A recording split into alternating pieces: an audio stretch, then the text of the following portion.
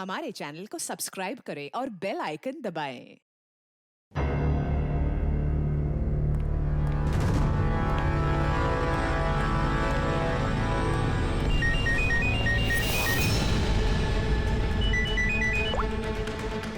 Yes sir.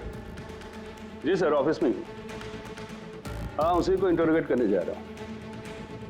पता है sir, वो क्रिमिनल नहीं है, लेकिन क्रिमिनल कोई माँ के पेट से पैदा तो होता नहीं। मजबूरी, हालात, लालच क्रिमिनल पैदा करते हैं। देखते हैं इसे किसने क्रिमिनल बनाया।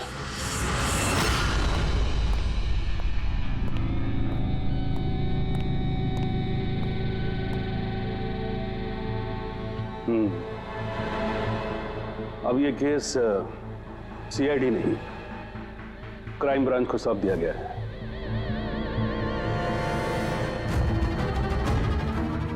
अब भी सफाई में कुछ कहना चाहते हो?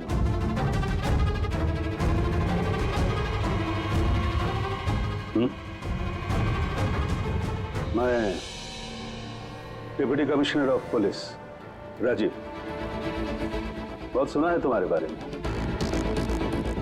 लेकिन कभी सोचा नहीं था इस हालत में मुलाकात होगी। मैंने भी बहुत सुना है आपके बारे में सर। सुना है काफी सख्त ऑफिसर हैं आप। फिर तो तुम समझ गए होगे, थोड़ी सी भी ढील मैं तुम्हें दूंगा नहीं। कानून सबके लिए बराबर होता है सर। अगर मैंने गुनाह किया है तो सजा का उतना ही हकदार हूं जितना कि कोई आम मुजरिम। विक्रांत को क्यों मारा तुमने? उसे मारने की कोई वजह नहीं थी मेरे पास। अच्छा, तो फिर गोली क्यों चले? पता नहीं, बस चल गई। चल गई? चल गई मतलब ट्रिगर पे उंगली रख के ट्रिगर दबाया था ना तुमने? मैं सिर्फ उसको डरा रहा था। डरा रहे थे, लेकिन तुम वहां करने क्या गए थे? पुलिस उसे कोर्ट ले जा रही थी ना?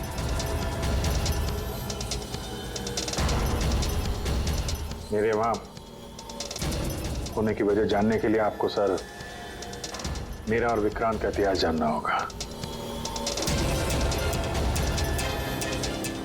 बरसों से 36 का आंकड़ा चल रहा है हमारा। कई बार वो मेरे हाथ आते आते रह गया, लेकिन इस बार मैंने उसे पकड़ लिया।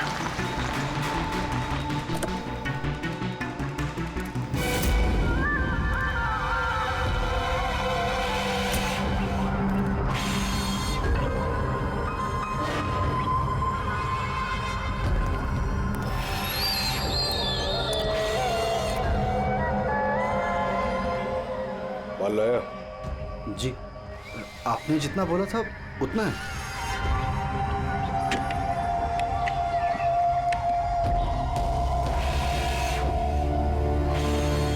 गुड।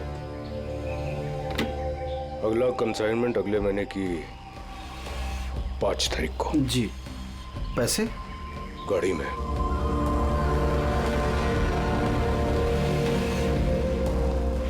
क्या बात है, इतना पसीना क्यों आ रहा है? पसीना? नहीं तो। जिस स्कूल में तुझे एडमिशन नहीं मिला था ना, उस स्कूल का हेडमास्टर था मैं। क्या छुपा रहा है? नहीं, कुछ भी नहीं। ओह, तो ये बात है। किसने भेजा? सीआईडी को बुलाया तूने? विक्रांत को धोखा देना बहुत महंगा पड़ेगा तुझे।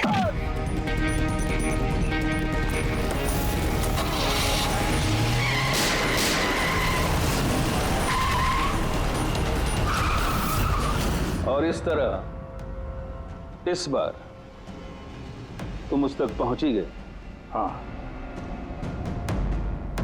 लेकिन हमेशा की तरह इस बार भी विक्रांत के नसीब में जेल की सलाखें नहीं लिखी थी। नामी गिरामी अपराधी विक्रांत ने सरकारी गवाह बनने का फैसला कर लिया है। वो मकरंद के खिलाफ अदालत में सारे सबूत देगा और इसके बदले अदालत उसकी सजा काफी हद तक माफ कर देगी। इन अपराधियों को पकड़ने के लिए हम लोग दिन रात एक कर देते हैं, अपने खून पसीना बहाते हैं। क्या इसलिए कि अदालत उनको दोबारा जुर्म करने के लिए छोड़ दे? अब अदालत को दोष मत दो अभिजीत। वैसे भी मकरंद के खिलाफ उनके पास ज्यादा सबूत थे नहीं, और हमारा काम मुजरिमों को पकड़ना है, ना कि उनकी सजा तय करना। यार तो तुमको क्या लगता है, इसको छोड़ना सही है? अब सही तो नहीं है, पर हम लोग क्या कर सकते हैं?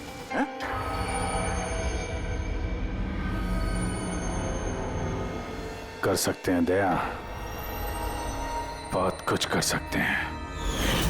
बहुत बड़े बड़े मुजरिम देखे हैं मैंने सर, पर ये विक्रांत कुछ अलग ही था। हर बार कुछ ना कुछ करके बच ही जाता। तो इस बार उसका बच निकलना तुम्हें मंजूर नहीं था, क्यों? यही बात है ना? ठीक समझा। इसलिए जब मुझे पता चला कि इस केस का इंचार्ज मेरा पुराना दोस्त मुरली है, तो विक्रांत से मिलना है मुझे। यार सिर्फ 10 मिनट। अभिजीत, तुम ये जानते हो कि ये मुमकिन नहीं है।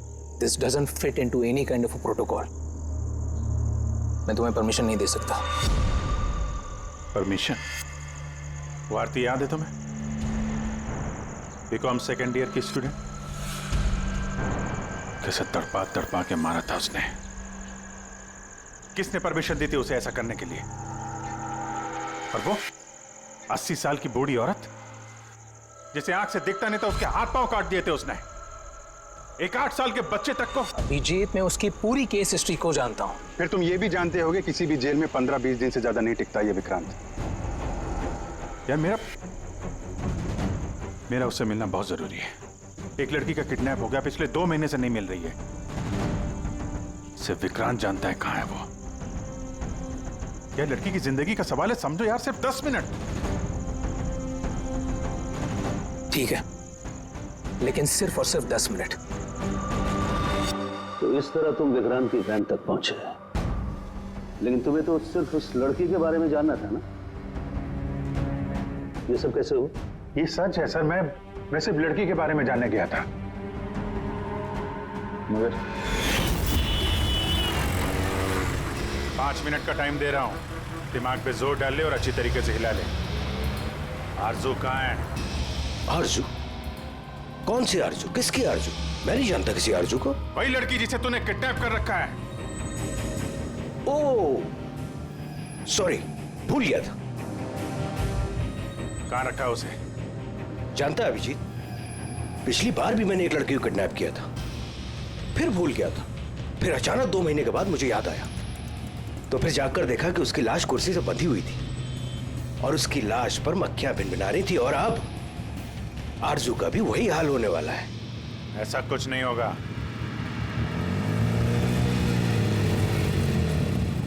कहां है आरजू? हाँ, याद आया, मेरी जेब में, निकाल ले।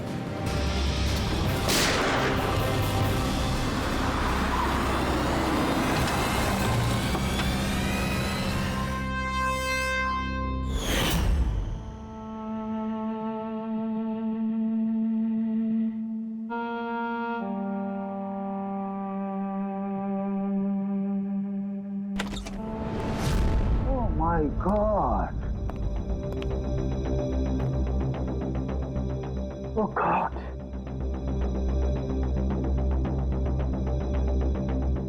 मुझे तुम जैसे जिम्मेदार ऑफिसर से ये उम्मीद नहीं थी मुरली।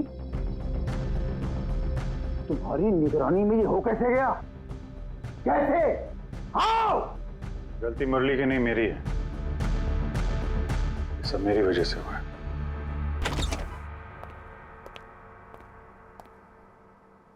वाह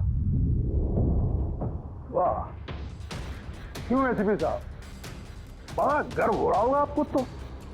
इतिहास में पहली बार किसी सीआईडी ऑफिसर के हाथों खून हुआ है, और वो भी एक सरकारी गवाह का। चैन साहब, आपको जो कुछ कहना है मुझे कहिए। अपराध मैंने किया है। तुमसे नहीं, एसीपी प्रद्युमन से ही बात करूंगा, क्योंकि अगर सीआईडी की नाक कटती है तो फाइनली सारी जिम्मेदारी प्रद्युमन के कंधे पर ही आती है। इसलिए तुमसे ही बात करूंगा।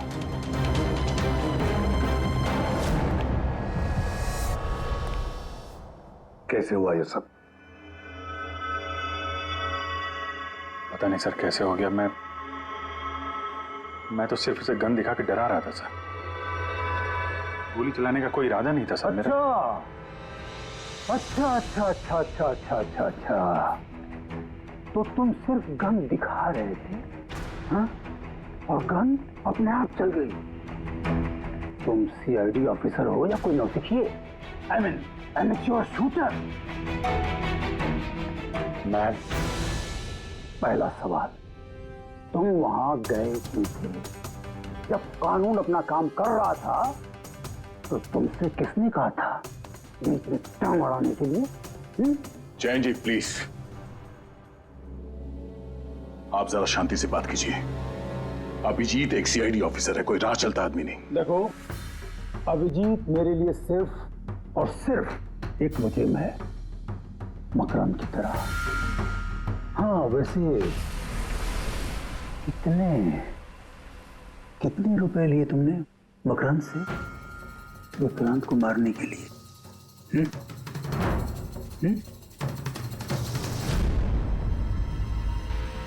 अगर तुम एक वकील ना होते और मैं एक सीआईडी ऑफिसर नहीं होता तो ये सवाल तुम्हें बहुत भारी पड़ता। Oh really?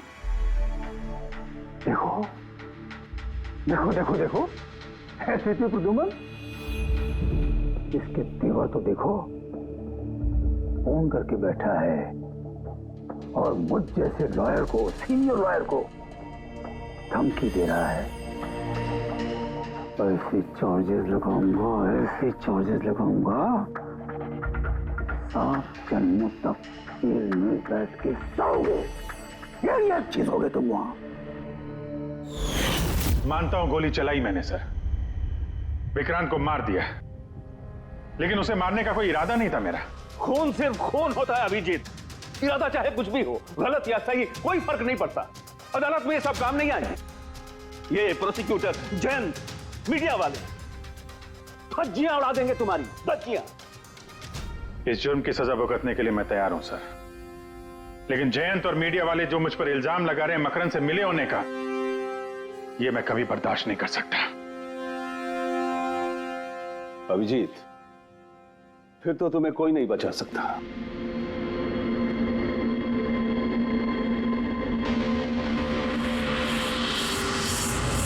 सारे सबूत और गवाह अभिजीत के खिलाफ है। यानी कोई उम्मीद नहीं है सर? कैसे उम्मीद है? अभिजीत ने खुद कन्फेस किया है कि गोली उसी ने चलाई।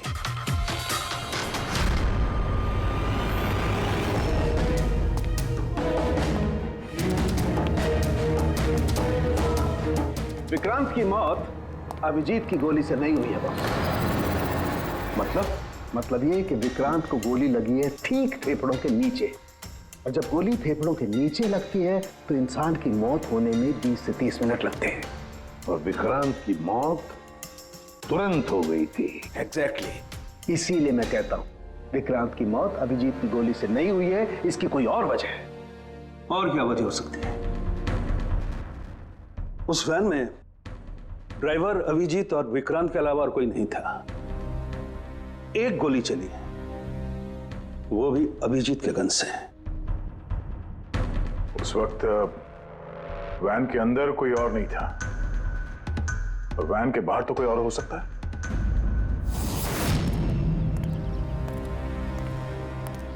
अभिजीत, उस वक्त गाड़ी के बाहर कोई था जिस वक्त गोली चली? नहीं, एक्चुअली पता नहीं।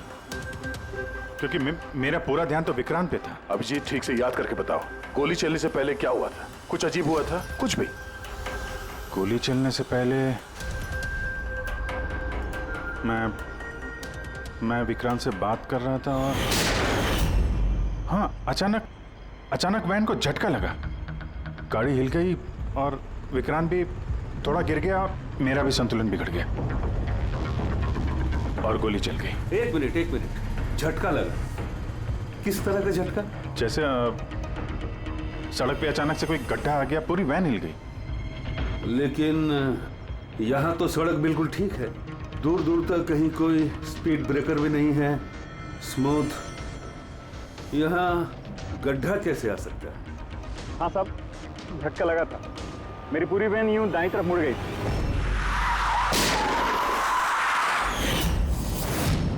स्टीयरिंग खुद ब खुद घूम गया?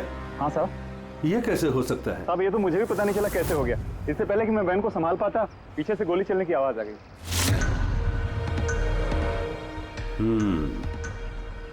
स्टीयरिंग व्हील का खुद ब खुद मुड़ जाना, गोली अपने आप चल जाना, सड़क पे कोई गड्ढा भी नहीं है। आखिर यहां हुआ तो क्या हुआ?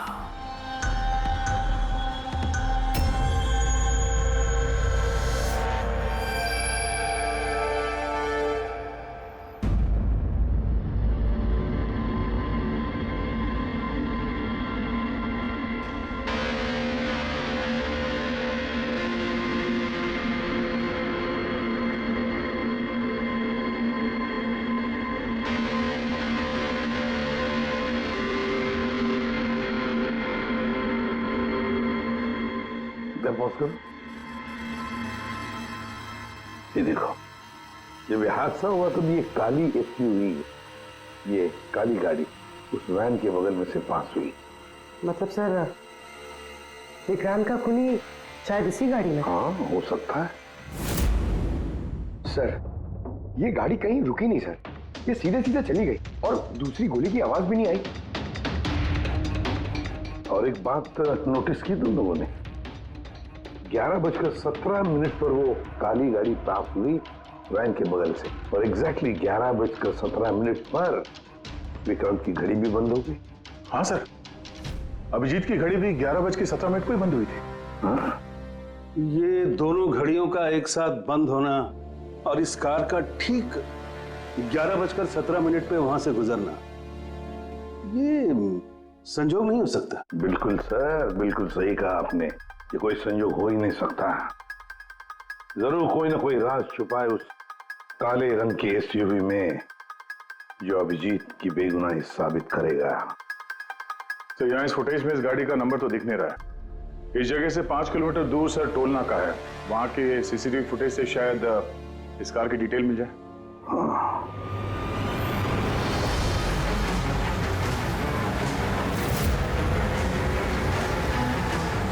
अगर वो गाड़ी टोल नाका से गुजरी ही नहीं तो यहीं कहीं आसपास होनी चाहिए, इसी इलाके में। सर, वो देखिए, काले रंग की कार।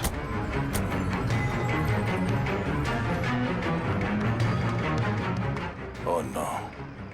फ्रेडी, जरा आगे चेक करो।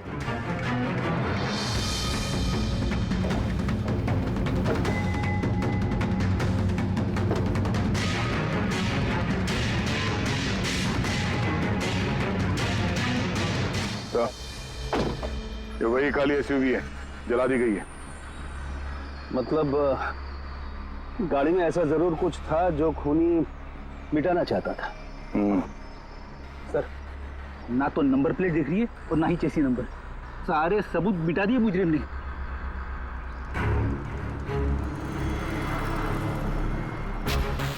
ओह, फिर एक काम करो, जरा आसपास पूछताछ करो, देखो किसी ने यहाँ पे कुछ देखा है क्या।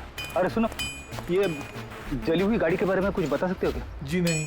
सर, हाँ? ये देखिए, सीट के नीचे ये डिवाइस पड़ा था। Electric device. हाँ सर, उनके क्या डिवाइस है, कुछ पता चला? हाँ बस, पता तो चल गया है, लेकिन इसे अच्छी तरह से समझाने के लिए मुझे एक डेमो देना पड़ेगा आप लोगों को।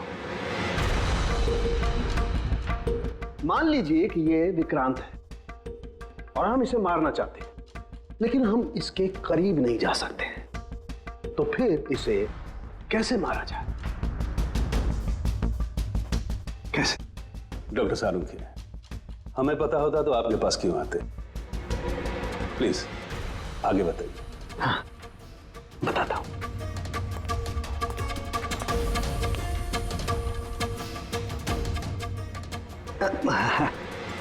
आप थोड़ा पीछे हट जाइए प्लीज। Thank you.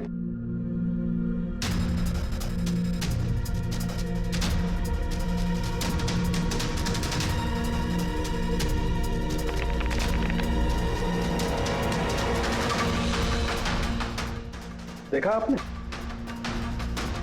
बॉस, बिना नजदीक जाए इसे ऐसे मारा जा सकता है। ये आपने किया कैसे सर? क्योंकि जैसे ही हमें इस डिवाइस के बारे में पता चला, हमने विक्रांत के पुराने मेडिकल रिपोर्ट्स मंगवाए जेल में से। ये स्कैन 2 महीने पुराना है और ये वाला स्कैन ये हमने कल रात को लिया, उसके मरने के बाद।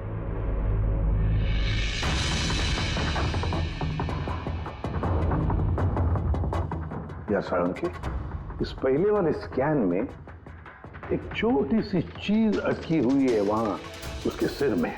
वही चीज इस 2 महीने बाद वाले स्कैन में शिफ्ट हुई है, हिल गई है, पीछे आ गई है। और ये छोटी सी चीज एक शार्पनेल है बॉस। यानी गोली का छोटा सा टुकड़ा। और फिर ये शार्पनेल वहां से इस तरफ शिफ्ट हो गया, जिस वजह से विक्रांत की सबड्यूरल हेमेटोमा यानी ब्रेन ब्लीडिंग की वजह से मौत हो गई। पर ये शार्पनेल अपनी जगह से हिला कैसे? उसी डिवाइस की वजह से जो हमें जलती हुई गाड़ी में से मिला।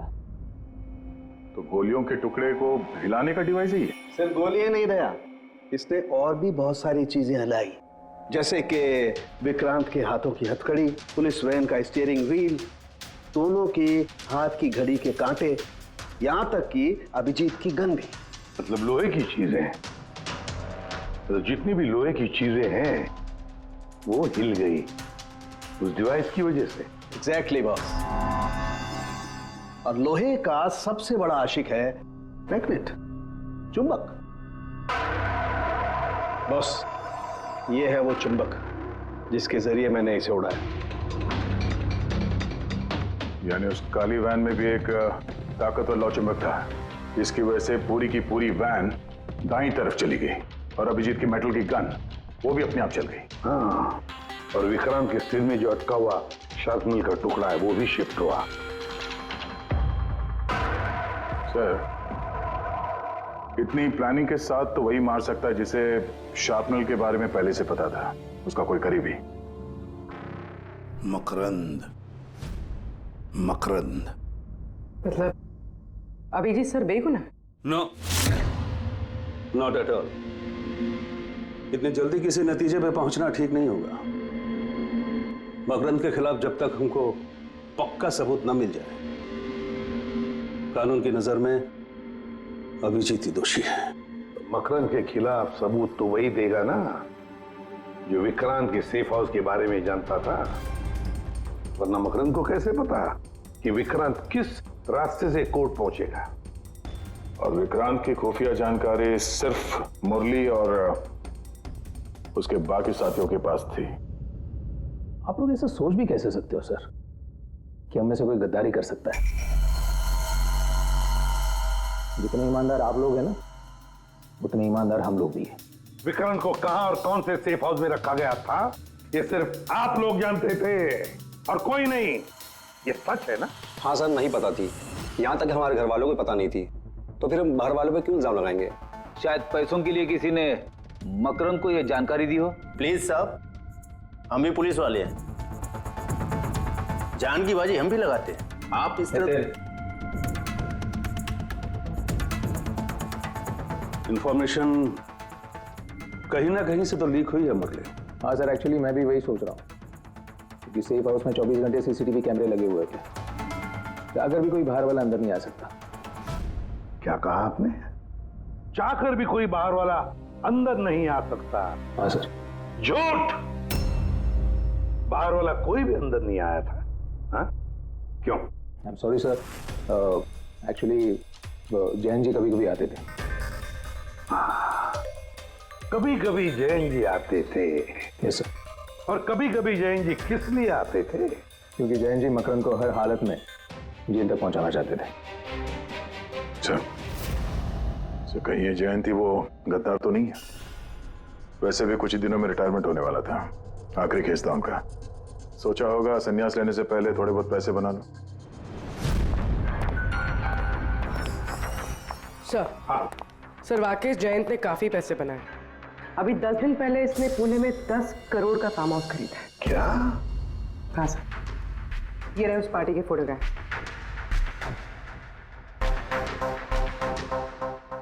एक मिनट, माय गॉड, दया पहचाना इसे? हाँ सर, ये तो जोगी है, मकरंद का खास चेला। जोगी मकरंद का खास चेला, और वो भी जयंत की पार्टी में।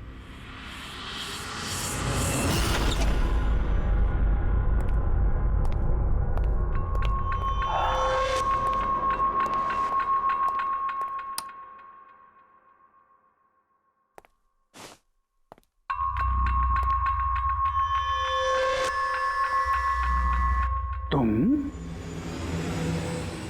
यहां कैसे? और मेरे घर में घुसे कैसे? हाँ? मुजरिमों को उनके बिल से निकालने के लिए बिल के अंदर तो घुसना ही पड़ता है जैन साहब। मुजरिम? मुजरिम मैं हूं या तुम? मैं?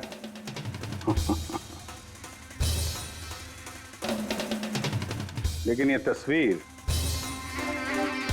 ये कुछ और ही कहानी कह रही है।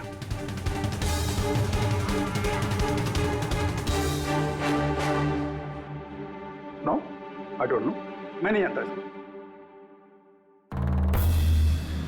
नहीं जानते? कमाल है, बहुत भोलेपन का नाटक कर रहे हो जैन साहब। मकरंद के पैसों से ये फार्म हाउस खरीद लिया और अब उसके चेले जोगी को पहचानने से भी इनकार कर रहे हो। What nonsense! कौन जोगी? कैसा जोगी? मैं किसी जोगी वोगी को नहीं जानता। अगर नहीं जानते तो ये जोगी तुम्हारी पार्टी में क्या कर रहा था? देखो, मेरी पार्टी में 400 से ज्यादा लोग आए थे। अब मैं हर एक को तो नहीं पहचानता ना। और रहा सवाल मेरे फार्म हाउस का, तो मेरी जिंदगी भर की खून पसीने की कमाई है, समझे? मकरंद की बात कर रहे हो ना तुम? वो देखो, उस केस में उसके खिलाफ सारे सबूत मौजूद हैं। विक्रांत ने मरने से पहले मुझे सारे सबूत सौंप दिए थे। मकरंद को तो मैं फांसी पर लटकाऊंगा और साथ में तुम्हें भी। लाइट हो क्या हुआ? स्विच तो ऑन है। हुआ क्या लाइट को?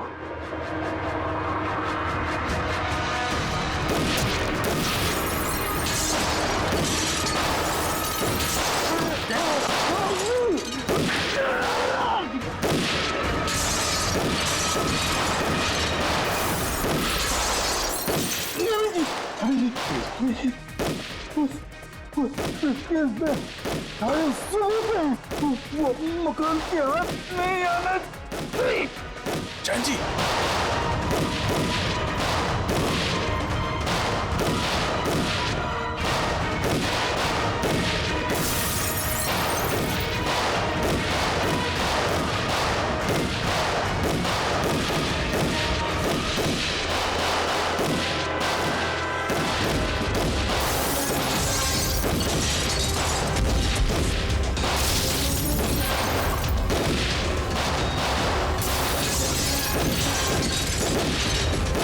कमाल कर दी तुमने अभिजीत, वाकई कमाल कर दी। अरे पूरी मीडिया तुम्हारे जान के पीछे पड़ी है, अब तो उनको लॉटरी लग गई। अब कह रहे जयंत का खूनी अभिजीत है। सर, उनके कहने से क्या होता है? आपको पता है मैं निर्दोष हूं सर। लेकिन तुम्हें वहां जाने की जरूरत क्या थी? जैन के घर में, वहां के सीसीटीवी कैमरे में साफ दिख रहा है कि जैन के मौत के वक्त तुम वहां थे। और सिर्फ इतना ही नहीं, अब तो पूरी सीआईडी टीम पर इल्जाम लगा रहे। कि हम तुम्हें बचाने की कोशिश कर रहे हैं। इल्जाम तो लगेगा ही ना प्रद्युमन। जयंत मकरंद के खिलाफ नया सबूत पेश करने वाला था अदालत में, और ठीक एक दिन पहले उसकी मौत हो गई। हाँ, लेकिन वो सबूत मुजरिमों के हाथ नहीं लगा सर। मैं लेके आया। जैन से मरने से पहले मुझे ये सारे सबूत सौंप दिए। ये सबूत, ये फोटोग्राफ्स, ये पेपर्स, ये सबूत काफी नहीं है मकरंद को अदालत में सजा दिलवाने के लिए। काफी नहीं है ये सबूत। तो वो पेन ड्राइव से कुछ पता चल सकता है ना। अभिजीत, ये पेन ड्राइव पासवर्ड मांग रही है। जयंत ने मरने से पहले पासवर्ड वगैरह बताया था? नहीं सर, इसके पहले वो कुछ बोल पाते उन्होंने दम तोड़ दिया था। अरे यार,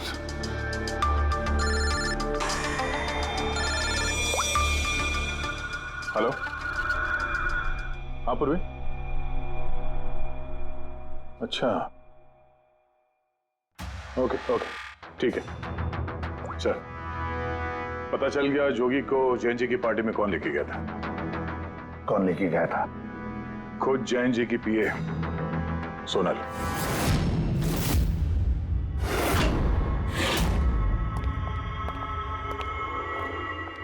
सर ये सब? सोनल पूरी तेरा ऊपर चेक कर।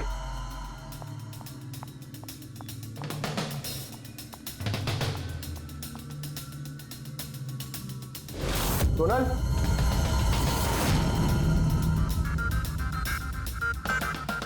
सर अंदर तो कोई भी नहीं। सर कोई नहीं होगा। सर तो सोनल गई कहाँ?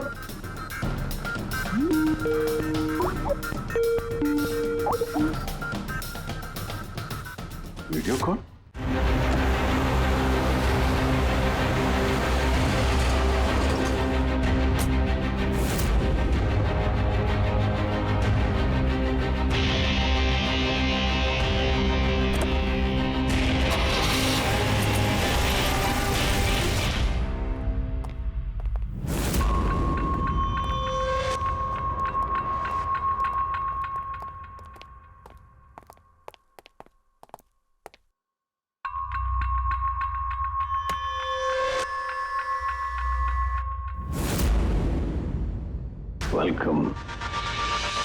वेलकम अभिजीत।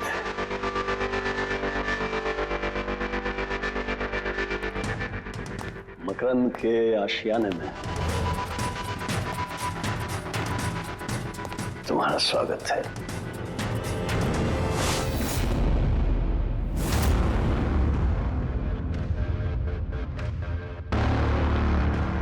सबूत इधर है बॉस।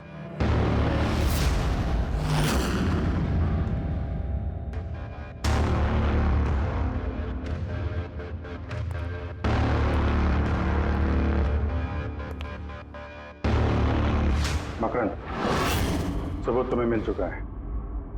अब सोनल को जाने दो। यस। वैसे भी वो कहते हैं ना कि मरने वाले की अंतिम इच्छा अधूरी नहीं रहनी चाहिए। सोनल को बुलाओ।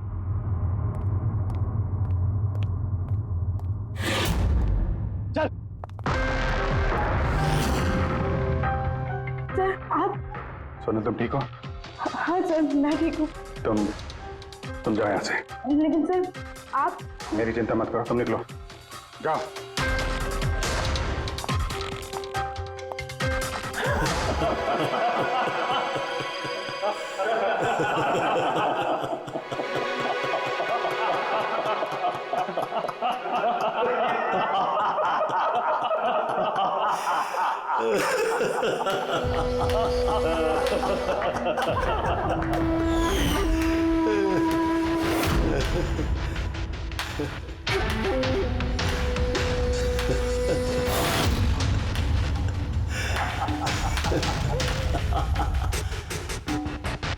सोनल, तुम भी मानते हो ना मेरे दिमाग को?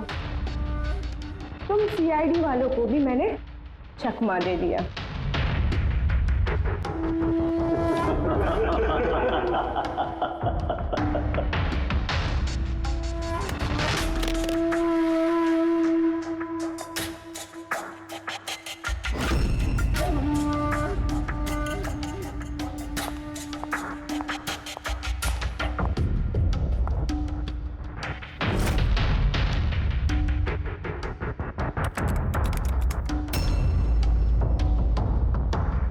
मुझे पता था जयंत यही पासवर्ड रखेगा।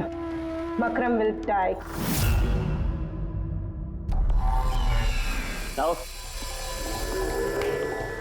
stop conversation. Start the operation.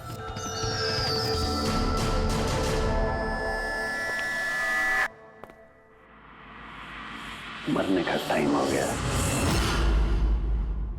Time हो गया? नहीं तो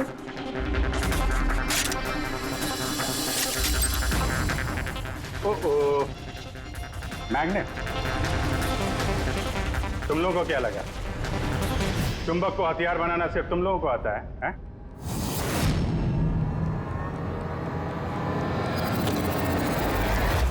इस ब्रीफकेस में वैसा ही चुंबक है जैसा तुम लोगों ने उस गाड़ी में लगाया था विक्रांत को मारने के लिए। मकरंद, खेल खत्म तुम्हारा।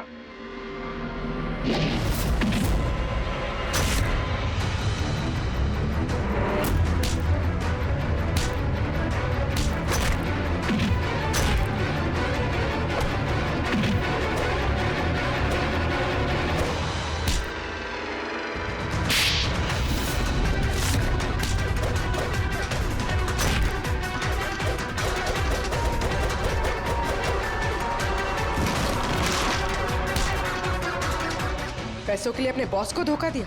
हाँ?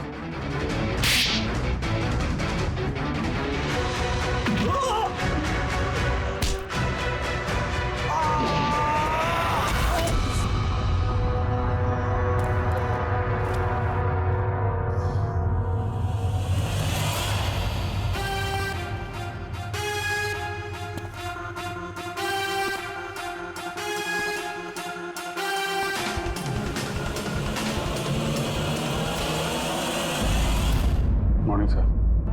कॉन्ग्रेचुलेशन अभिजीत, फाइनली तुम पर लगे सारे इल्जाम आज धुल ही गए और एक बार फिर उसी गर्व के साथ तुम सीआईडी की ड्यूटी ज्वाइन कर सकते हो।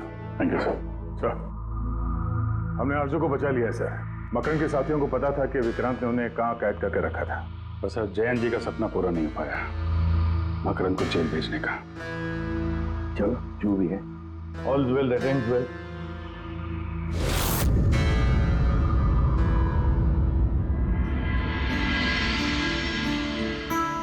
संभालो अपनी अमानत को।